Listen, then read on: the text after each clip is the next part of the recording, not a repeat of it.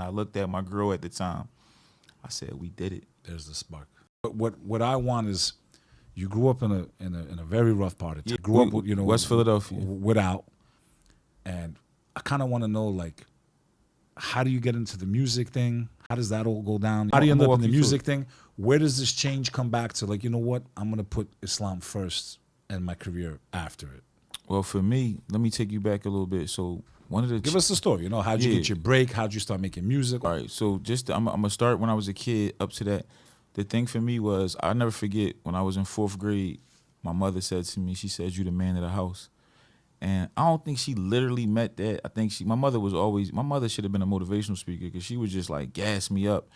But I took that real serious. So with that responsibility, that's when I first got into the streets. So literally 5th grade, I was a lookout in my neighborhood. A lookout means I would stand on the corner, or I would stand outside the house that the drug dealers was in, and I would warn them when the cops was coming. C50 or maybe a DT. In a literally, car I say 5. That was literally my code. So 50, 50. So that was my first job. But what I was saying was, as a kid, when I got that responsibility, I dove into the streets. So the music came. Honestly, like, I didn't have any dreams or aspirations outside of sports. Every kid in the hood has like hoop dreams at one point. I got kicked out of school, so that put me 100% into the streets.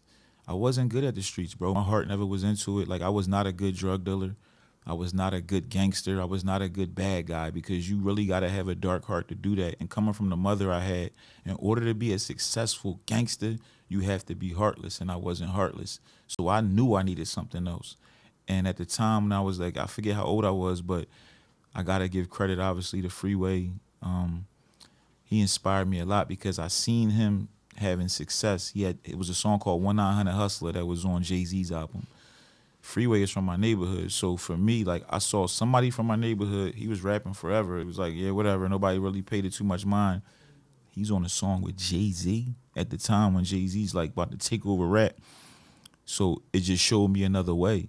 So when I first started my dreams as a rapper, I couldn't rap at all. Like, I was not a good rapper at all, but I was always great at, I knew how to talk. I'm extremely attractive, mashallah, you know what I'm saying? And I've always was a leader.